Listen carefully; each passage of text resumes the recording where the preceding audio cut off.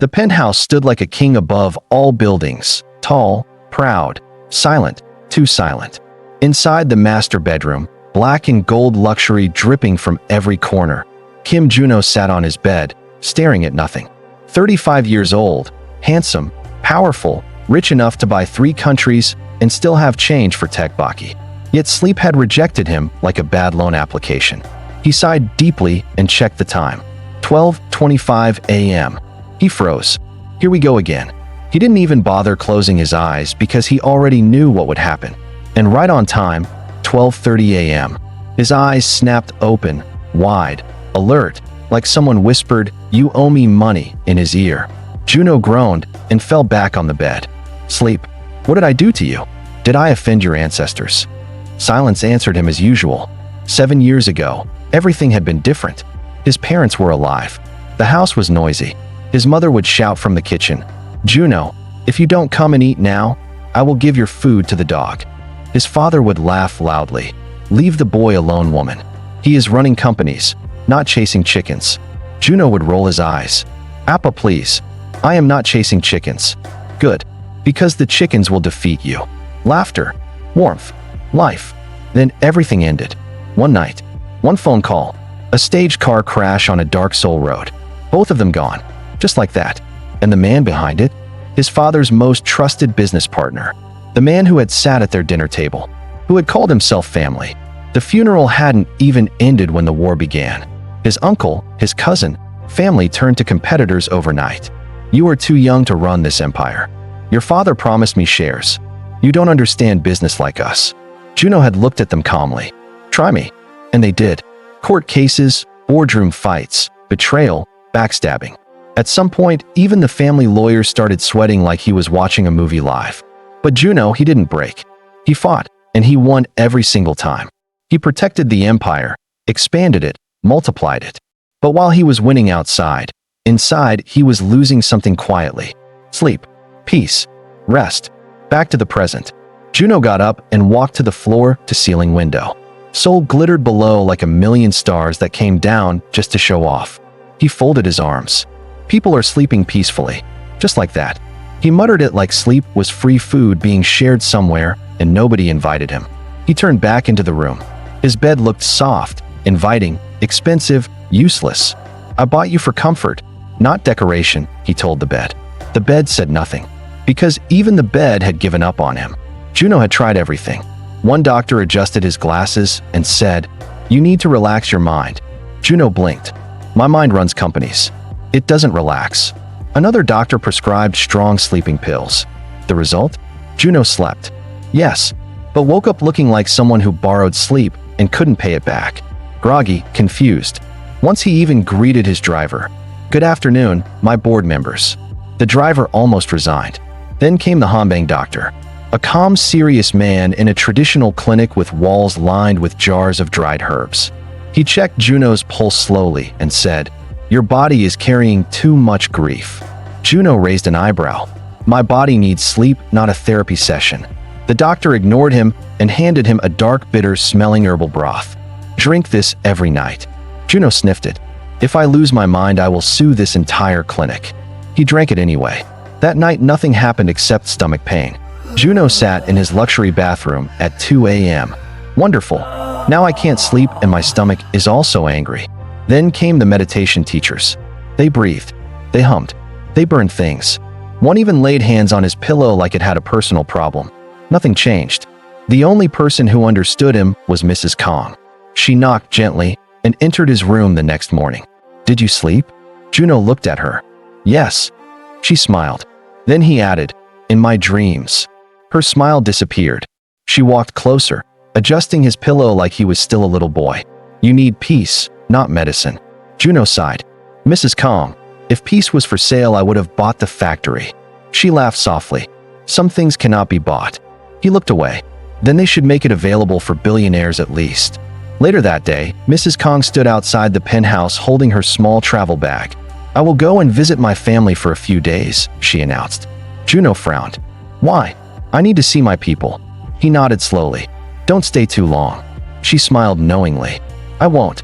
Then she added quietly, "Maybe I will bring something back for you." Junho raised an eyebrow. Food. She shook her head.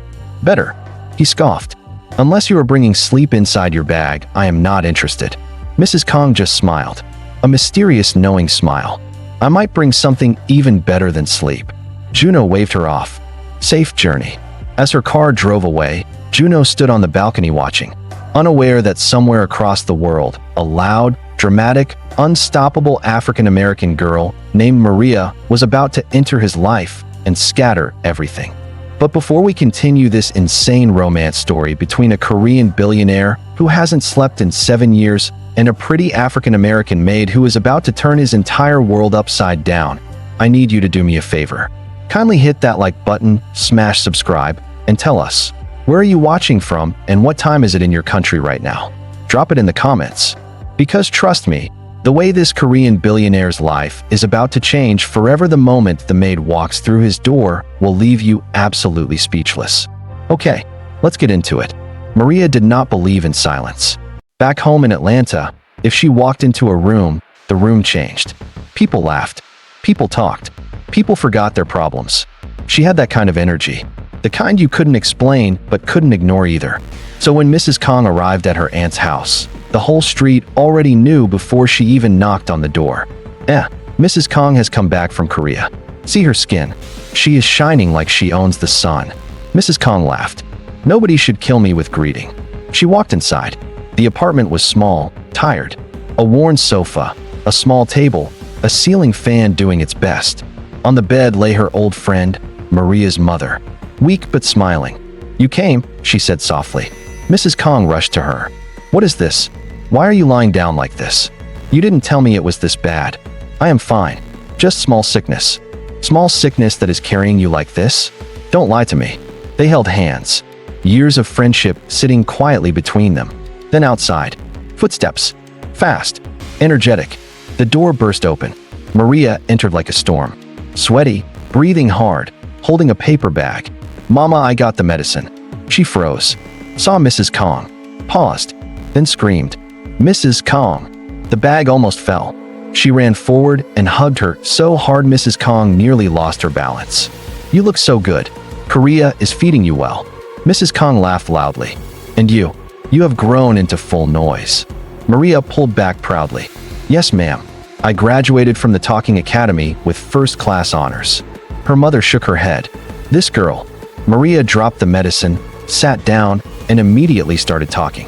Mrs. Kong, you will not believe my life. I finished school. No job. I have sense. No connection. I have beauty. No sponsor. I have talent. No stage. Mrs. Kong burst out laughing. Your mouth will not kill you. Maria placed her hand on her chest. I am suffering with talent. Her mother coughed and laughed at the same time. Instead of helping me, you are doing comedy. Maria pointed at her. Mama, laughter is medicine. I am saving hospital bills. Mrs. Kong watched her carefully. Her energy, her heart, her light. Then she spoke. Maria, do you want to work? Maria froze. Work? Yes. In Seoul. Maria leaned forward. What kind of work? Legal work or don't ask questions work? Mrs. Kong gave her a look. Don't be stupid. Maria grinned. I'm listening. In a big house. As a maid. Silence. For the first time since she entered, Maria was quiet. Her eyes moved to her mother. Then back to Mrs. Kong. Will they pay? Yes. Good money. Yes. Maria stood up immediately. I accept. Her mother blinked. Just like that. Maria turned to her. Mama, at this point, if they say I should wash a lion, I will price it first before refusing. Mrs. Kong laughed so hard she held her stomach. The next morning the sun had barely risen, but Maria was already dressed, bag packed, energy at full volume. Her younger brother stood beside her, half asleep. Take care of Mama, she told him seriously. The boy nodded. I will. But who will disturb the house when you leave? Maria gasped. You are calling me disturbance? I am entertainment. She hugged her mother tightly. I will send money. I will come back. One day, I will bring all of you to Seoul. Her mother smiled weakly. My baby, just be careful. Maria winked. Careful is my middle name. Mrs. Kong whispered behind her. Your middle name is Trouble. When the car entered Junho's estate, Maria's mouth opened and refused to close. Wait.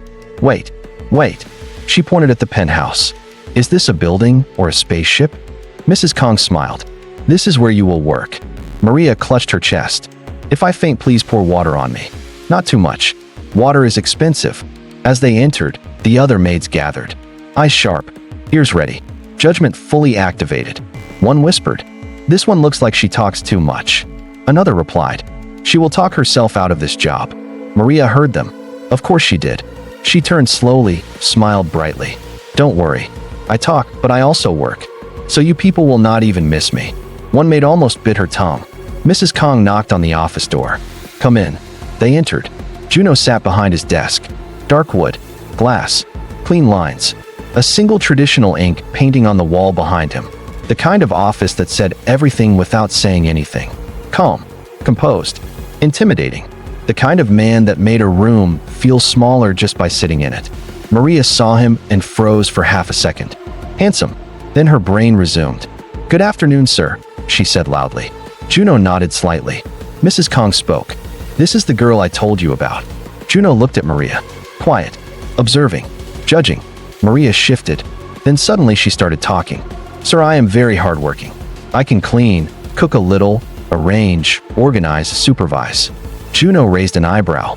She continued, "I can even polish your shoes until they reflect your future." Mrs. Kong covered her face. Maria kept going. "I will make your bed. Sorry, not make. Arrange. Unless you want me to wash it." Junho blinked slowly. Then a small laugh escaped him. Maria froze. "Sir, you are laughing. Should I continue?" He shook his head slightly. "That's enough. Pause. You're hired." Maria gasped loudly. "Mrs. Kong, I have entered billionaire destiny." Junho leaned back, shaking his head. For the first time in a long while, the office felt alive. Maria followed Mrs. Kong out. But she turned back slightly and looked at Junho for just 1 second. He was already watching her. Quiet. Curious. Something unspoken passed between them. Small but powerful. Like the beginning of a storm that neither of them saw coming. And somewhere deep inside Junho, something stirred. Not sleep. Not yet. But something close. Something warm. Maria woke up the next morning like someone who had just been promoted by destiny. She sat up on her bed in the maid's quarters, stretched dramatically, and declared, "Good morning, future millionaire." One of the maids on the other bed hissed, "Please reduce your volume. This is not a market." Maria smiled sweetly. "Sorry, I forgot. Rich people's house. Even noise is expensive." Another maid muttered, "This one will not last." Maria turned instantly. "Don't worry. I came with spare life. Even if I expire, I will renew."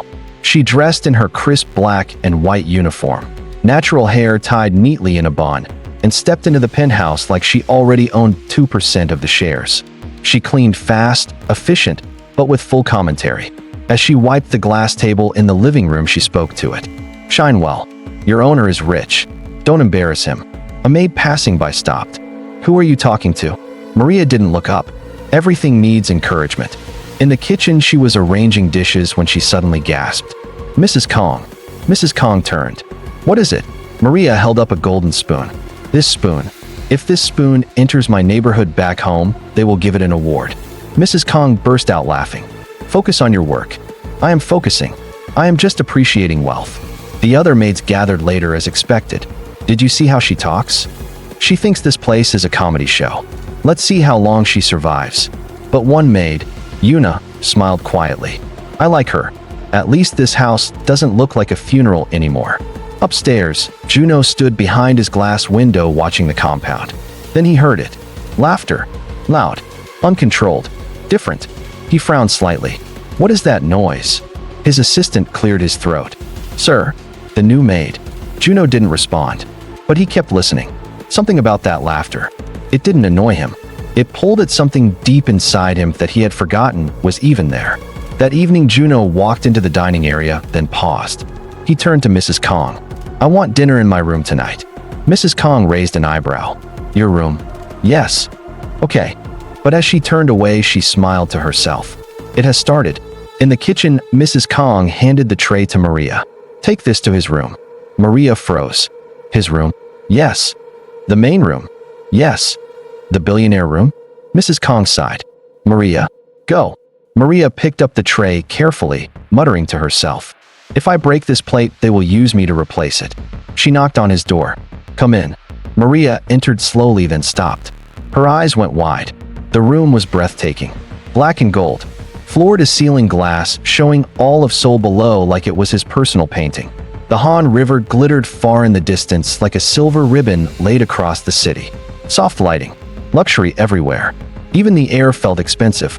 Junho sat on his bed, laptop open, calm as ever. Maria walked in carefully and placed the tray beside him. Doenjang jjigae, steamed rice, and small side dishes arranged like they were going to a museum. "Your food, sir." Silence. She turned to leave. Paused. Turned back. Looked at the sofa. Looked at him. Then slowly sat down. Junho looked up, confused, but said nothing. Maria smiled. "Sir, should I go?" Silence. She nodded. "Okay, I will stay small." Junho blinked once. She started talking. "Sir, do you know back home one time a dog nearly caused a whole neighborhood meeting because of disrespect?" Junho picked up his spoon. "No, it happened. This dog. Very disrespectful dog. Somebody looked at it wrong, and it decided to take it personal."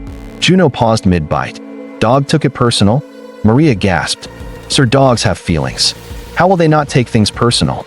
Junho almost smiled. She continued, acting the whole thing out. Voices, expressions, sound effects. Junho's shoulders shook slightly. Maria clapped her hands. "Sir, I laughed until my whole body hurt." Junho tried to stay serious, but failed. A soft laugh escaped him. Maria froze dramatically, then pointed at him. "You laughed." He cleared his throat quickly. "I didn't." "You did. I heard it.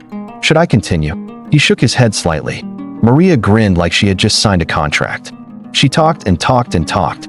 Stories, jokes, neighborhood drama. Her voice filled the room. Warm, alive, different. Junho ate quietly, but his mind was not on the food. It was on her. Her energy, her light, her freedom, something he had not felt in years. Then slowly her voice began to fade. Her words slowed. Her head tilted, and then silence. Junho looked up. Maria had fallen asleep on his sofa. Just like that. Mouth slightly open. Peaceful. Unbothered. Junho stared at her. Unbelievable. He stood up slowly and walked to her. For a moment he just looked. Then he picked up a blanket and covered her gently. Careful. Soft. Like she might break. He stepped back, still watching her. Something in his chest softened. Junho returned to his bed. Lay down. Stared at the ceiling. Then he closed his eyes.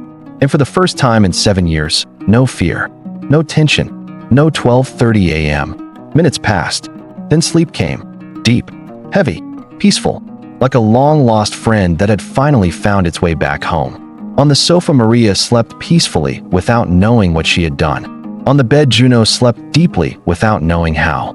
But somewhere in that quiet, beautiful, black and gold room, something had changed. Not just sleep, not just peace, but destiny itself had shifted, and neither of them was ready for what was coming next. Morning did not come quietly. It came with drama. Downstairs, the doorbell rang. Mrs. Kong opened it and nearly jumped. "Doctor." The elderly man smiled warmly. "Good morning. I came to check on Junho." Mrs. Kong nodded quickly. Yes, come in." But as they walked inside, something felt off. Too quiet even for this penthouse. Mrs. Kong frowned slightly. "He is still in his room." The doctor adjusted his glasses. "At this time? That is unusual." Mrs. Kong nodded slowly. "Very unusual." They climbed the stairs step by step. Mrs. Kong knocked. "Junho." No answer. She knocked again. "Junho." Still nothing. The doctor frowned. "This is not normal." Mrs. Kang's heart began to beat faster. Something is wrong. She tried the handle. Locked. She turned to the doctor. "I am opening it." The door creaked open slowly. Mrs. Kong stepped in, then froze. The doctor stepped in and froze too. On the bed, Junho was sleeping peacefully. And beside him, Maria, also sleeping peacefully. Close. Calm. Like it was the most normal thing in the world. Silence. Deep silence. Then Mrs. Kong whispered, "Agu." The doctor blinked rapidly. "I have been treating this boy for 7 years." He pointed slowly. "And this is what works?" Mrs. Kong covered her mouth, trying not to laugh. "It seems so." They both stood there a few seconds longer, watching, processing, shocked. Then Mrs. Kong whispered, "Let's go." The doctor nodded quickly. "Yes, before we see what we are not supposed to see." They quietly closed the door and left. Inside the room, Maria moved slightly, stretched, then slowly opened her eyes. "Ah," she smiled. "That sleep was." She turned her head and saw him. "Junho." Right beside her. Sleeping close. Very close. Her brain shut down, then restarted violently. Wait. She jumped up slightly, then froze again. Why am I on his bed? Memory hit her like a slap. Dinner. Stories. Sofa. Blank. I am finished. She placed both hands on her head. I have crossed the line. I have entered serious trouble. She tried to quietly leave the bed. Slowly. Carefully. But just as she moved, a hand grabbed her wrist.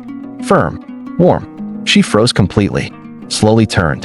Junho's eyes were open, watching her. Calm. Soft. Where are you going? Maria swallowed. Nowhere.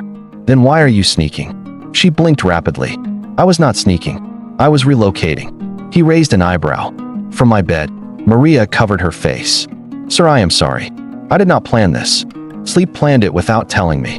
Junho sat up slowly, still holding her wrist, but gently. I brought you here. Maria paused. You did? Yes. She blinked again, confused. You didn't drag yourself here. She exhaled slightly. Okay. Small relief. Then quickly added. But I still slept beside you. Junho looked at her. Quiet. Thoughtful. And I slept. She stopped. You slept? Yes. Peacefully. Maria's expression changed from panic to pure curiosity. Again. He nodded slowly. Again. Silence filled the room. But this silence was different. Heavy. Emotional. Real. Junho looked at her deeply. Maria. She looked up. Yes, sir. For 7 years I could not sleep. Her heart skipped. But with you. He paused. His voice softer now. I sleep. Maria didn't joke. Didn't interrupt. Didn't run. She just listened. Because for the first time she understood. This was not about food or work or coincidence. This was something else. Something deeper. Sir, I think I should go and work. No. She blinked. No. No work today, Maria. No work, sir. Please don't sack me with enjoyment. He almost smiled. I am not sacking you. Then why no work? Because I said so. She narrowed her eyes slightly. This is how rich people behave. Mrs. Kong stood in the kitchen holding a tray. The maids gathered around. We will take it to him. No. Mrs. Kang's voice was firm. I will take it. One maid frowned. Why? Mrs. Kong looked at her sharply. Because I said so. They all went quiet. Something told them today was not a normal day. Mrs. Kong entered the room quietly, placed the tray, looked at both of them, smiled knowingly, then left. Maria stood awkwardly. I am sorry Mrs. Kong saw me like this. Junho shrugged slightly. She is not blind. Maria covered her face. I cannot face her in this life. Junho gestured. Sit. Maria hesitated. Again. Yes. She sat slowly. Still shy? Still confused. Still processing her entire life. They started eating. Quiet at first. Then Maria spoke softly. Sir. Yes. This thing that is happening. She struggled for words. Is it normal? Junho looked at her honest. No. She nodded slowly. I knew it. Then she added. But I don't hate it. He held her gaze. Neither do I. Silence again. Then Junho spoke. I think about you. Maria froze. I wait for you. Her heart raced. I feel different when you are around. She swallowed hard. Maria. She looked at him. And then he said it. I love you. Maria blinked once. Twice. Then she stood up suddenly. Sir, wait. She started pacing. This is serious. This is very serious. Junho watched her quietly amused. She pointed at him. You are a billionaire. Yes. She pointed at herself. I am a maid. Yes. She clutched her head. This equation is not balancing. Junho laughed softly. It will. She stopped. Looked at him. Heart beating fast. Are you sure? He stood up slowly. Walked closer. Very close. I have never been more sure of anything. Maria looked at him. Really looked at him. Not as her boss. Not as a billionaire. But as a man. A man who could not sleep until she came. Her voice softened. You are serious. Yes. She smiled slowly. Small. Shy. But I will still talk too much. He smiled back. I know. From that morning, nothing in the penthouse was normal again. Junho was no longer the cold, untouchable billionaire. Now he smiled. He laughed. He even waited outside the kitchen sometimes. Yes. The same man that owned companies, jets, and half of Seoul was standing near pots of food. One afternoon, Mrs. Kong caught him there. She folded her arms. Junho, what are you doing here? He cleared his throat. I am inspecting. Maria's voice came from inside. Sir, if you are inspecting, please inspect quietly. You are distracting the food. Mrs. Kong burst into laughter. See your life. Junho shook his head, but he was smiling. But not everyone was happy. The maids were still whispering, still watching. And then the ex returned. Uninvited. Unsmiling. Dangerous. She walked into the penthouse wearing a tailored white dress. The kind that Korean socialites wore to make other women feel underdressed. She moved like she owned part of the air. Junho's expression hardened. What do you want?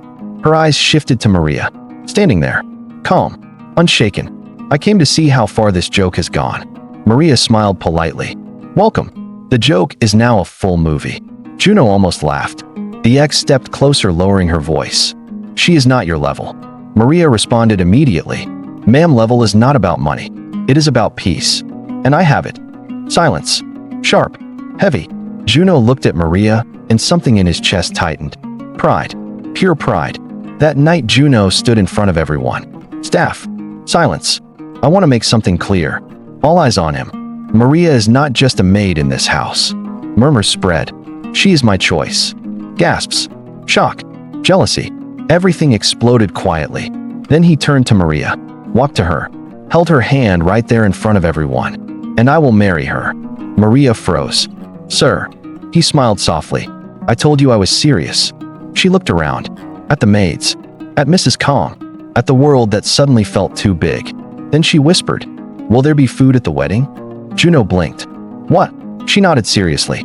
Because I cannot attend any event without food. The entire room burst into laughter. Even the jealous maids couldn't hold it.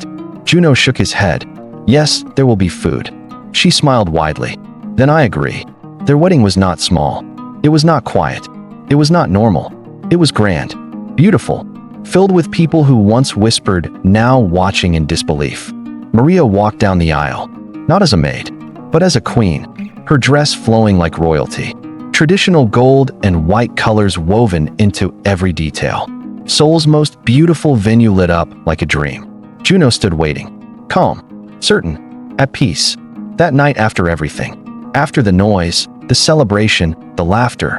They returned to the same room. Black and gold. Beautiful. But now different. Because it was no longer empty. Maria jumped on the bed dramatically. My new office. Junho laughed. This is your office. Yes. I will be managing this bed full time. He lay beside her, pulling her close softly. Stay. She looked at him. I am not going anywhere. That night Junho closed his eyes and sleep came. Not because of medicine. Not because of exhaustion. But because of love. Real, deep, peaceful love. The kind that silences storms. The kind that heals wounds. The kind that brings a man back to life. The penthouse was no longer quiet. Now it was filled with laughter, arguments, and drama. Junho, you ate my chicken. It is our chicken. No, it was emotionally mine. Mrs. Kong would shake her head. These two will not kill me. And every night, without fail, Kim Junho slept deeply, peacefully, like a man who had finally found what money could never buy. He had billions in the bank, but could not buy one night of sleep. She had nothing but a big heart and a bigger mouth. And somehow she healed what no doctor could touch. But let me ask you something. 7 years of darkness, and all it took was one girl talking about a disrespectful dog to bring him back to life. Now tell me, what was the exact moment you knew Junho was falling for Maria? And do you think she knew what she was doing to him from the very beginning? Drop your answer in the comments. And please share this with someone who believes love finds you when you least expect it. If you really enjoyed this story, kindly please like and subscribe for more Afro-Korean love stories, Korean billionaire romance stories, and Korean mafia boss love stories. Thank you, and God bless you.